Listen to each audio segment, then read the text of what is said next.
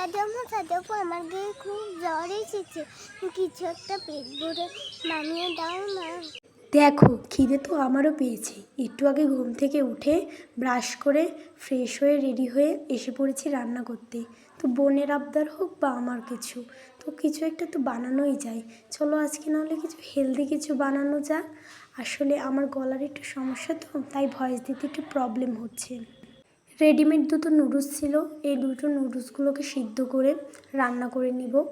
আমি আসলে নিজেই বানিয়ে নিতাম কোনো কিছু, কিন্তু একটু অসুস্থ, তো তাই জন্য নুডলসটা রেডিমেডই তৈরি করলাম। আর আমার ভিডিওতে তো খুব একটা ভিউ হয় না, যে কয়জন দেখো আমার ভিডিও তারা প্লিজ সাবস্ক্রাইব করতে ভুলো না যেন।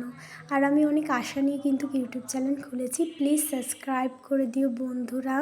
দেখো আমার শেষে কিন্তু তৈরি হয়ে গেছে, নুডলস বলো চাউমিন বলো তাই। আর আমার বোনকে কিন্তু না দিয়ে আমি খেয়ে নিচ্ছি, আর পরে যেয়ে দিয়ে দিব। আজকের জন্য বাই বাই।